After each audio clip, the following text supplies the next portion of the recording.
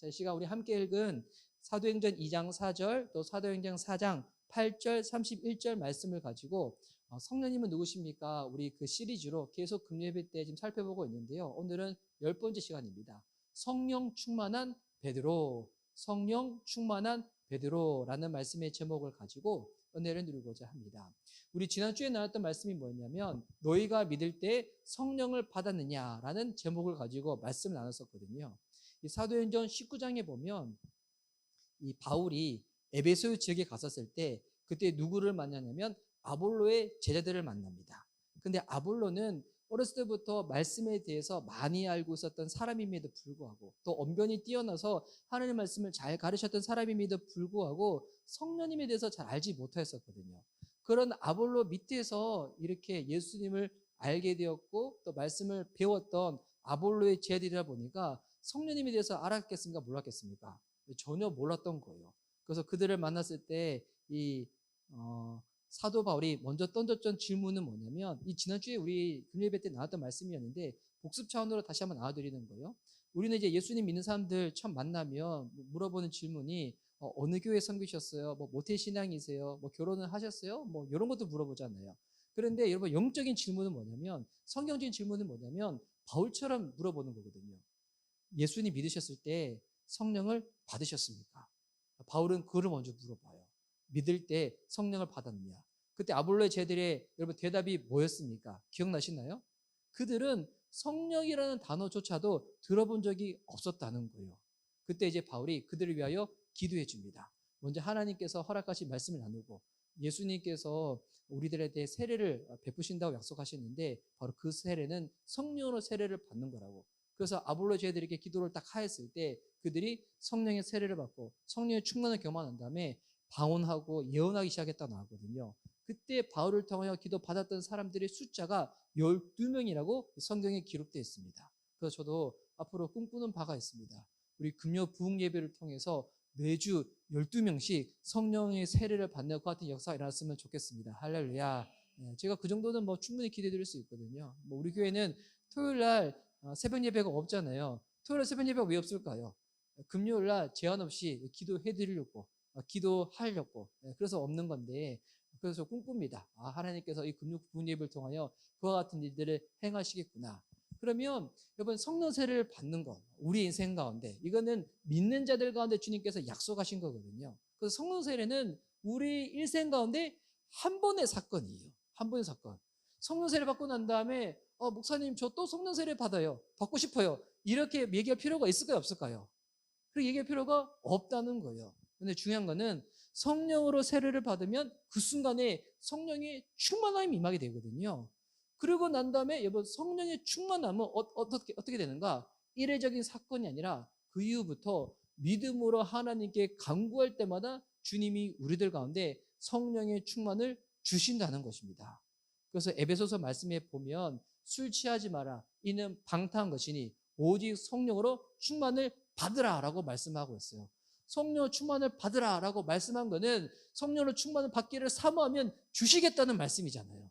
그런데 여기서 재밌는 것은 성령으로 충만을 받으라라고 에베소에 나왔을 때 뭐랑 비교해서 나왔냐면 술 취하지 말라는 것과 비교해서 나왔어요.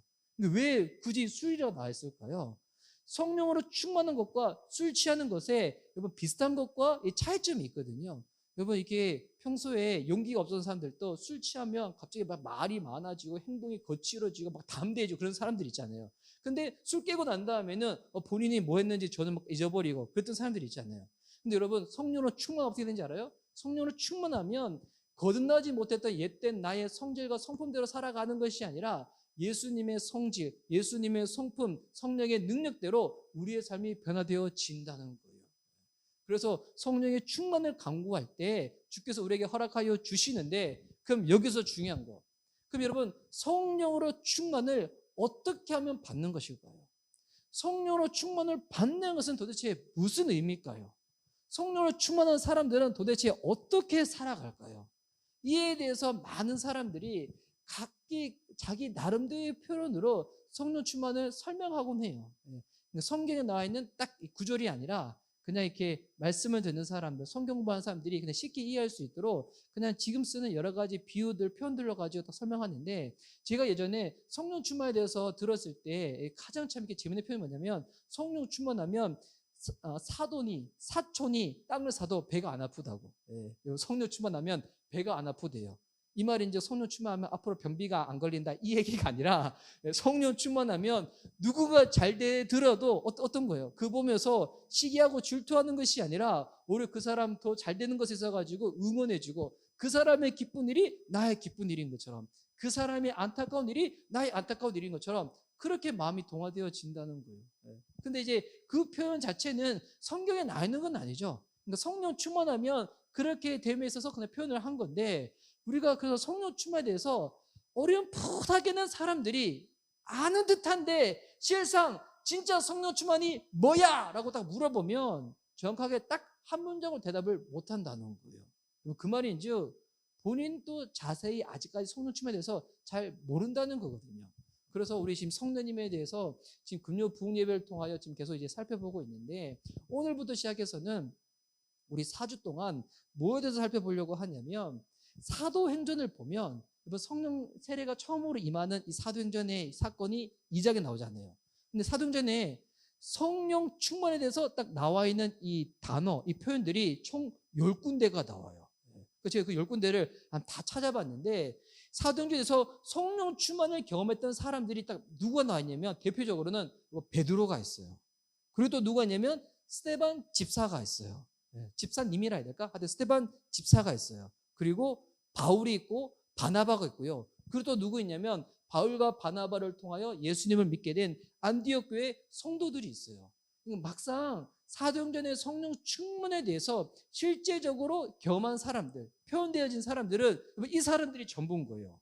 베드로, 스데반 집사님, 바울, 바나바, 그리고 안디옥 교회에 있는 성도들. 그래서 오늘부터 시작해서 뭘 살펴보냐면 이분들을 한번 살펴볼 거예요. 이분들이 성령 충만을 어떻게 해서 받았는지, 성령 충만했을 때 이분들의 삶이 어떻게 변화되어졌는지. 그래서 오늘은 첫 번째입니다. 누군가 이 사도행전에 나오는 순서대로 쭉 볼 건데, 오늘은 그래서 사도 베드로에 대해서 한번 살펴볼 거예요. 그리고 이제 다음 주는 스데반 집사, 그 다음 주에는 우리 바울과 바나바, 그리고 마지막 주에는 안디옥 지역교회 성도들에서 살펴볼 것인데, 이거를 보면 성령 충만에 대해 가지고 우리가 어렴풋하게 알고 있었지만 정확히 알지 못했던 부분에 대해서 확고하게 알 수 있습니다. 먼저 여러분, 이 베드로는 어떻게 성령 충만을 받았을까요? 그것이 사도행전 2장 4절에 나와 있죠. 이 베드로는 성령님에 대해서 정확하게 잘 알지를 못했어요. 우리가 이제 주일날 요한복음을 쭉 한번 살펴봤었잖아요. 요한복음에 보면 이 베드로가 성령님에 대해서 정확하게 알았었나요? 잘 몰랐어요. 예수님이 십자가에 죽으시고 부활하신 것도 베드로는 온전히 잘 이해하지 못했었거든요. 그랬던 베드로인데 성령님에 대해서 어떻게 알았겠어요? 근데 이 베드로의 마음과는 어떤 마음이 있었던가?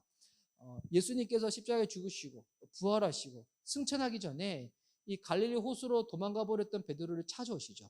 그리고 그에게 다시금 회복해 하는 그 은혜를 허락해 주십니다. 그게 요한복음 21장에 나와 있거든요. 유명한 베드로와 예수님의 대화죠. 베드로야, 네가 이 사람들보다도 나를 더 사랑하느냐? 내가 주를 사랑하는 줄 주께서 아시나이다. 이 대답이 3번 오고 할 때 예수님께서 내 양을 먹이라, 내 양을 치라고 말씀하시는데, 그리고 난 다음에 예수님께서 하늘로 승천하실 때 뭐라고 약속하십니까? 너희는 지금까지는 요한의 세례를 받았지만 몇 날이 되지 못하면 성령으로 세례를 받을 거라고, 이 아버지가 약속하신 거라고. 그때 이 베드로가 예수님의 그 말씀을 온전히 이해하지를 못했을 거예요. 하지만 베드로의 마음 가운데 어떤 마음이 있었던가? 내가 지금까지 예수님께 참 여러 가지 많이 실망도 시켜드리고, 또 예수님 그 십자가에 죽으시기 전날에 내가 부인하며 도망갔었는데, 나는 지금까지 예수님 부인하며 도망갔었지만 예수님은 한 번도 날 잊어버리지 않으시고 지금까지 쫓아와 주셔서 나를 붙잡아 주시고 회복시켜 주시고, 내가 이렇게 주님 앞에서 믿음의 길로 나아갈 수 있도록 도와주시는 주님이신데, 이제 예수님이 말씀하신 내용이라면 내가 잘 이해되지 않는다 할지라도 내가 이해되고 이해 안 되고 이게 중요한 게 아니에요. 내 성향에 맞고 안 맞고 이제 이게 중요한 게 아니에요. 이제 베드로한테 중요한 것은 뭐냐면 주님 말씀하신 게 분명하면 이제는 무조건 순종하는 거예요. 그 마음으로 베드로가 어떻게 했었는가? 다락방에 모여서 기도하기 시작하더니 그러한 다음에 10일이 지났을 때 바로 사도행전 2장에 나왔던 사건이죠. 하늘로부터 호련히 급한 강함이 불더니 각 사람 머리 위에 불의 혀같이 갈라지는 것이 보이기 시작하더니 그들이 성령의 충만함을 입어서 기도하기 시작하면서 다른 언어, 방언으로 기도하기 시작했다는 거예요. 여러분, 베드로는 어떻게 해서 성령 충만을 받았나요? 예수님의 말씀 가운데 순종하였을 때. 여러분, 그때 베드로는 어떻게 순종한지 알아요? 방금 제가 설명해 드렸던 것처럼 이해 잘 안 됐어요. 베드로의 성령 꿈이 잘 안 맞아요. 베드로 얼마나 급한 사람이에요. 가만히 있질 못한 사람이잖아요. 근데 이제 그게 중요한 게 아니에요. 나를 사랑하시고 나를 구원시켜 주시고 나를 한 번도 잊지 않으셨던 그 예수님의 그 사랑을 내가 경험했는데 난 예수님께 들은 게 없는 거예요. 내가 예수님께 이제 올려드릴 수 있는 마지막 내 마음에 순종이 있겠다면 말씀 가운데 순종해야지. 주님 사랑하는 그 마음으로 순종했더니 뭐를 받았나요? 성령의 충만을 받았다는 것입니다. 여러분, 언제 성령 충만 받는지 알아요? 많은 사람들은 그냥 우연하게 어떤 사건 가운데 성령 충만을 경험할 거라고 생각해요. 여러분, 결코 그렇지 않습니다. 성령의 충만함은 갑자기 우연하게 일어나는 게 아니에요. 주의 말씀 가운데 순종하는 자들 가운데 성령 충만이 임하는 줄 믿습니다. 여러분, 순종하는 거 쉬워요, 어려워요? 순종하는 게 한 많은 사람들은 어렵다고 생각을 많이 해요. 근데 왜 어렵다고 생각하냐면 하나님과의 관계가 멀어진 사람일수록 여러분 어렵다고 생각해요. 내가 왜 이걸 어떻게 될까? 여러분, 근데 그거 알아요? 진짜 사랑하는 사람이 있으면 그 사랑하는 사람 위하여 여러분 간으로 내어주고 싶은 게 여러분 이게 사랑하는 그 마음이잖아요. 내가 가지고 있는 거 어떻게 해서든지 저 사람 시선을 당기고 싶고 저 사람 잘 되게 해주고 싶고 이 사랑하는 이 감정이 충만할 때 일어나는 행동들이잖아요. 제가 평소에 제 아내한테 하는 것처럼 제 아내가 저한테 하는 것처럼 볼 때마다 여러분 경험하시죠? 그런 것처럼 사랑하면 내가 가지고 있는 능력이 부족하더라도 다 해주고 싶고 너무 이게 안타깝고 그러는 거예요. 내가 더 잘해주고 싶은데 막 해주고 싶은데 여러분 누가 순종한지 알아요? 예수님을 사랑하면 예수님이 나를 사랑한 것을 내가 경험하면 그와 같은 자들이 순종하는 것입니다. 여러분 순종이 어려운 게 아니라 주님이 나를 사랑하는 것을 깨닫는 것을 못해서 어려운 거예요. 하나님이 저와 여러분을 사랑하십니다. 여러분 이게 어떻게 인간의 언어로서는 이 정도밖에 표현할 수밖에 없잖아요. 그래서 이 요한복음 3장 10절에는 이렇게 나왔나 봐요. 하나님이 세상을 이처럼 사랑하사. 그러니까 이 땅에 있는 인간 언어로는 어떤 수식으로도 설명이 안 되는 거야. 그래서 딱 표현한 게 뭐냐면 이처럼 사랑하사. 주님이 이처럼 우리 형제님, 자매님들을 나를 사랑하신다는 거예요. 그 사랑을 경험한 자, 그 사랑을 잊지 않는 자, 주님 말씀 가운데 순종하고 순종 가운데 뭐를 경험하나요? 성령의 충만함을 경험하게 된다는 것입니다. 그럼 이 베드로가 성령 충만 경험한 다음에 그 다음 뭐 했냐? 충만했으니까 감정 뜨거워졌으니까 이게 끝나는 거 아니에요. 이제는 나를 사랑하는 주님, 내가 사랑하는 주님, 그 주님 소개하는 거예요. 자랑하는 거예요. 그 주님과 함께 사는 거예요. 그래서 이 베드로는 예수님 말씀 가운데 사랑으로 순종했을 때 성령 충만을 경험하고 난 다음에 성령 충만하고 난 다음에 이 베드로가 어떤 모습을 보이는가? 사도행전 4장 8절 말씀 보십시오. 아까 저희가 읽었던 이 성경 구절인데 이 그 말씀 구절만 계속 띄워주세요. 예. 이에 베드로가 성령이 충만하여 이르되 백성의 관리들과 장로들아.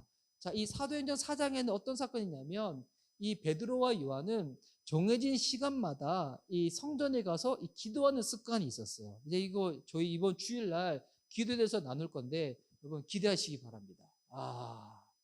제가 설교 준비하면서 저부터 막 마음에 회개하는 마음이 들어가지고 저 이번 주일날 설교하다가 제가 회개가 터져서 설교 다 못할 수도 있어요.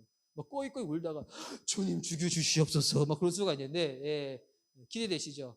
커밍 순 주일 예배. 자, 베드로는 그래서 이게 기도하는 습관이 있었어요. 그래가지고 성전에 올라가서 기도를 하고자 하는데 이 사도행전 3장에 보면 성전 앞에 누가 있었냐면 날 때부터 걷지 못했던 사람이 있는 거예요. 이 사람들이 베드로와 요한한테 구걸을 하고 있는 거예요. 돈 좀 달라고, 돈 좀 달라고. 근데 이 사람은 여러분 날 때부터 걷지 못했던 사람이야. 베드로와 요한이 어떤 사람인지 알았으면 돈 달라고 요구했을까요? 아니죠. 나를 위해서 기도해 주세요. 여러분 이거 요구해야 되겠죠. 저는 목사잖아요. 저는 목사인데 여러분이 배고파요. 밥 사주세요 하면 밥 살 수 있어요, 없어요? 밥 사줄 수 있어요. 예. 하지만 제가 목사로서 가장 잘해줄 수 있는 게 뭘까요? 예, 기도해 주는 거, 말씀 알려주는 거. 그럴 때 전 너무 기쁘거든요. 예.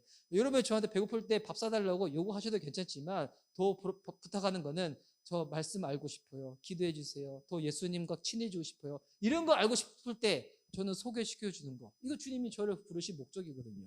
이 날 때부터 걷지 못한 사람들은 베드로 요한이 어떤 사람인지 몰랐던 거야. 그러니까 기도 부탁을 안 하고 돈 좀 달라는 거예요. 그때 베드로는 아는 거예요. 이번 성령 충만한 사람들은 사람들을 바라볼 때 이 사람한테서 가장 중요한 게 무엇인지를 분별하게 됩니다. 예. 세상에 아무리 높은 자리 있고 인기가 명예 있는 사람들도 여러분 사람들 눈에 보일 때 화려할 뿐이지 혼자 있는 그 순간에 그 안에는 고독, 허무한 외로움들 여러분 다 경험해 봤잖아요. 자각이면 안돼. 그 아무것도 아니라는 거. 거기에 도취되면 와 내 인생 정말 아무것도 아니겠구나. 이러면 우리 그런 거 경험해 보잖아요. 그 베드로는 아는 거예요. 성령 충만한 사람 아는 거예요. 진짜 사람에게 필요한 것은 인기가 부족할 때 인기를 더해주고 높은 자리에 올라가는데 덜 올라갔을 때 더 높게 올라가게 해주고 이렇게 한다고 해가지고 우리 마음이 채워지는 것이 아니라 주님을 만나야 채워지는 거죠. 살아계신 하나님 그분과 인격적인 관계에 놓여 있으면 여러분 주님 한 분만으로 나는 만족해 이게 그냥 찬양 가사로 끝나는 것이 아니라 나의 고백이 되어버린다는 거예요. 그래서 베드로가 뭐라고 고백하는가? 내게 금과 은은 없거니와 내게 있는 것으로 내게 주느니 나사렛 예수 그리스도의 이름으로 걸으라고 일어나라고 이렇게 말하거든요. 그랬더니 이 사람이 진짜 그 기도를 받고 난 다음에 벌쩍 일어나가지고 막 기뻐가지고 막 그 주변에 막 뛰어다니기 시작하는 거예요. 그거 보고 많은 사람들이 놀라가지고 베드로한테 막 몰리기 시작하거든요. 너무 많은 사람들이 몰리기 시작할 때 베드로는 어떻게 했는가? 그때 또 하나님 말씀을 증거합니다. 요한과 더불어서 다 말씀을 증거하거든요. 그때 유대인들이 시기해서 어떻게 하냐면 베드로를 잡아버려요. 그래서 뭐 지금 똑같은 개념 아닌데 마치 구치소 같은 곳 같은데 베드로를 딱 집어넣어 버리는 거예요. 그게 사도행전 4장이거든요. 그래서 이제 베드로는 지금 갇혀 있는 상황인데 그때 어떤 일이 벌어지는가? 제가 사도행전 4장 1절부터 읽어드리면 사도들이 백성에게 말할 때 제사장들과 성전 맡은 자와 사두개인들이 이르러 백성을 가르침과 예수를 들어 죽은 자 가운데서 부활하는 도 전함을 싫어하여 저희를 잡음에 베드로 요한을 잡았다는 거예요.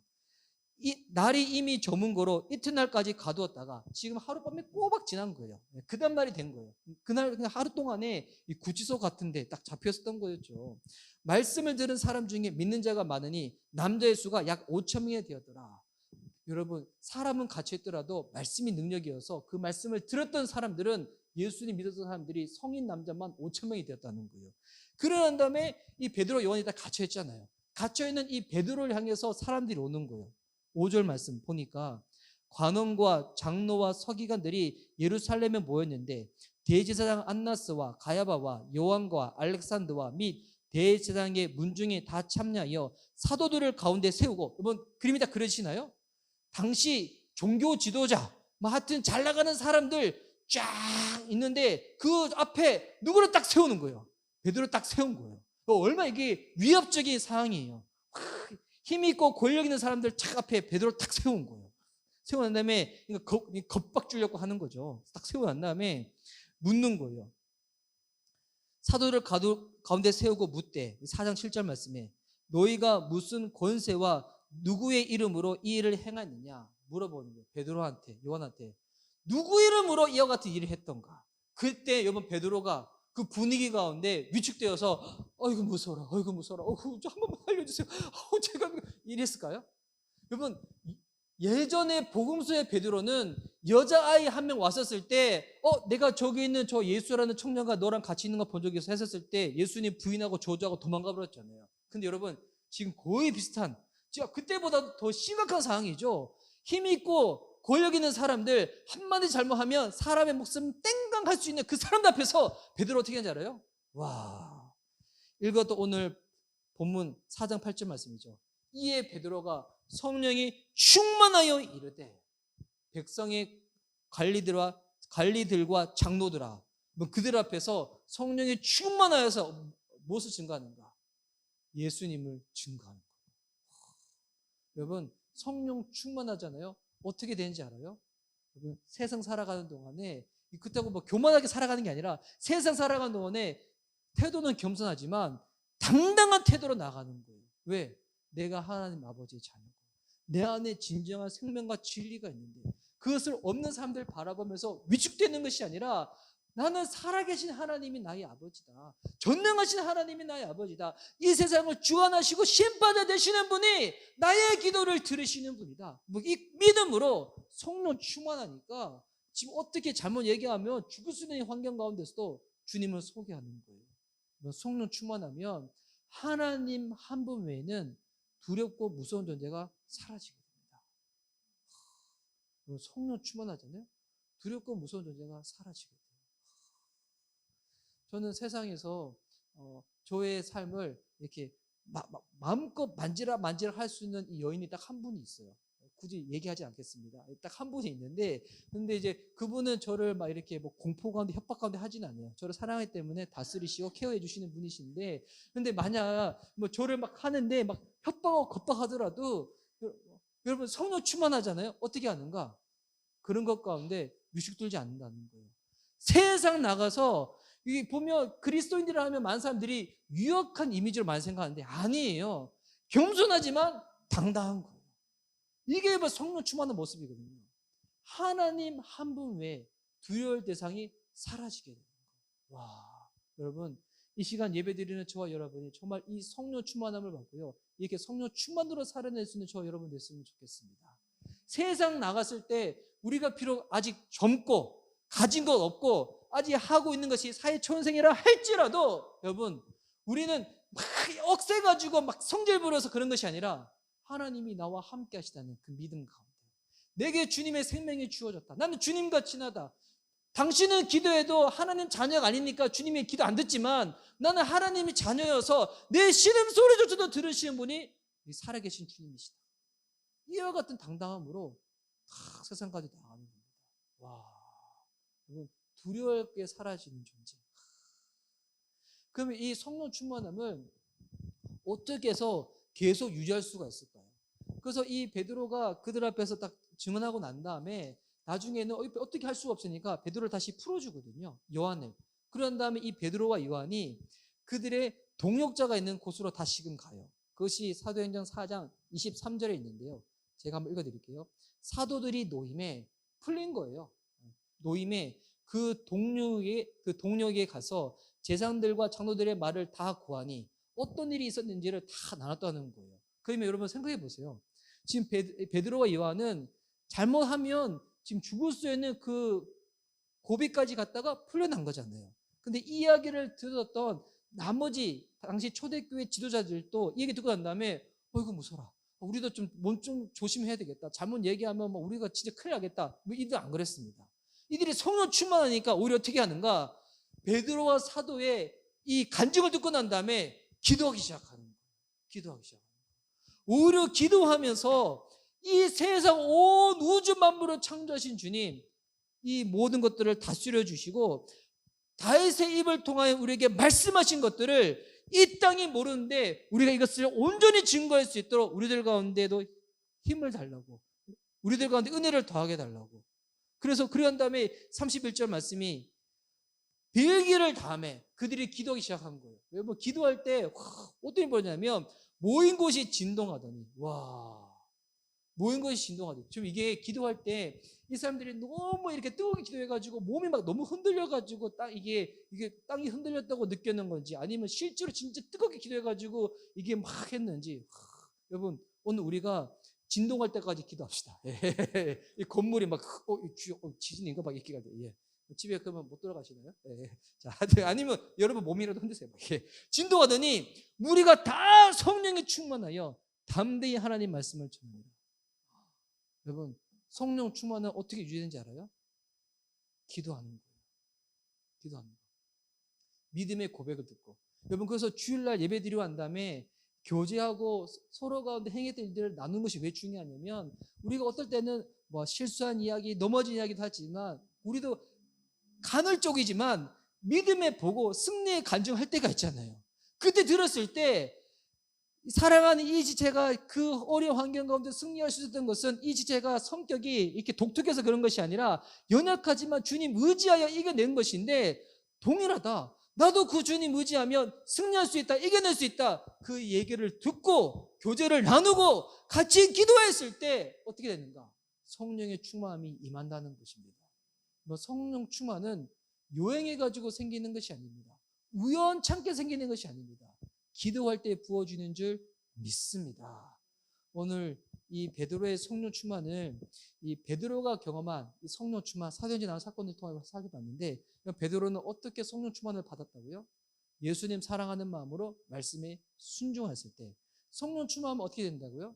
그 사람들 가운데 무엇이 가장 필요한지 여러분 그에 대한 영적인 분별력이 확 열리는 거예요. 그리고 성령 충만하면 하나님 한 분 외에는 무수한 존재가 다 사라지는 거예요. 또 이 성령 충만하면요, 믿음의 사람들 가운데 교제 나눌 때 가슴에 불이 붙어가지고 더 기도하고 싶다. 내가 그 주님 앞에서 정말 내가 더 하나님 말씀과 약속대로 살고 싶다. 그 마음으로 기도 가운데 이 성령의 충만함이 유지되어 나아간다는 것입니다. 우리 성령 충만하면 은사적인 것들만 생각하고 있는데, 물론 은사도 임하지만 은사는 하나의 부분입니다. 가장 중요한 건 교회에서는 방언으로 기도 뜨겁게 하고 열심히 하는데 막상 세상 나가서는 기도 모습과 전혀 반대로 살아간다. 여러분 이건 너무 안타까운 거잖아요. 여러분 모였을 때도 기도 뜨겁게 하고 막 흔들 때만 기도하고 나갔어도 당당함으로 하나님 한 분 외에는 두려울 존재가 없는 존재로 살아낼 수 있도록 나의 능력이 아니라 주님의 능력으로 하나님이 우리를 붙잡아 주신다는 것입니다.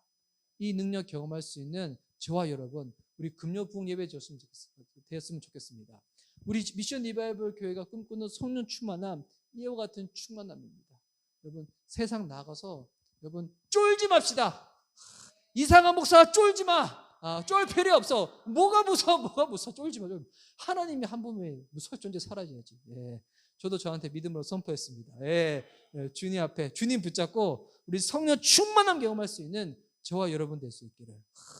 여러분 이 사도행전 통해서 이 금요예배 때는 설교를 짧게 해야 되기 때문에 제가 짧게 나눴었지만 너무 재밌지 않아요? 이거 말씀 구절 하나씩 다 보면 진짜 더 재밌는 상황인데, 너무 궁금해서 너 힘들다 목사님 더 알려주세요. 집에 가서 성경 읽으시면 됩니다. 제가 했는데 우리 다음 주는 스테반 지사님의 성령 충만함을 사모할 건데 우리 한번 살펴보게 될 것인데, 이 성령 충만의 말씀을 듣고 경험할 수 있는 저와 여러분 될 수 있기를 예수님의 이름으로 축복합니다. 아멘. 이 시간 우리 찬양하며 주님 앞에 나가도록 하겠습니다. 우리 사도행전을 통해서 성령 충만을 우리 살펴봤습니다. 오늘은 우리 첫 번째 베드로의 성령 충만을 살펴봤습니다. 베드로는 잘 이해되지 않았지만 그가 평소에 가지고 있는 기질과 성량과는 달랐었지만 주님 사랑하는 마음으로 말씀에 순종했을 때 성령의 충만을 경험하였습니다. 성령 충만했더니 사람들 볼 때 세상적인 관심이 아니라 그 영혼 가운데 가장 무엇이 필요한지 그에 대해서 주님이 보여주시는 거예요. 그리고 위협적인 상황 가운데 몰렸을 때도 쫄지 않고 담대하게 예수님 증거합니다. 하나님 나와 함께 하시는 거예요. 그리고 그 믿음의 보호를 나누고 그 얘기를 들었던 사람들 마음 가운데 불이 붙고 그 땅이 흔들릴 때만큼 기도하기 시작하는 겁니다. 기도할 때 성령 충만이 우리 가운데 부어질 줄 믿습니다. 우리의 안에 있는 동정과 연민으로 기도하는 것이 아니라 여러분 당당함으로 약속을 붙잡고 기도하시기 바랍니다. 하나님이 어떤 분인지 아는 믿음으로 주님께 기도하시기 바랍니다. 주님이 우리들 가운데 성령의 충만함을 허락하여 주실 것입니다. 우리 그 충만함을 사모하는 마음을 담아서 오소서 진리의 성령님, 우리 믿음으로 주님께 우리 찬양하며 나아가겠습니다. 오소서.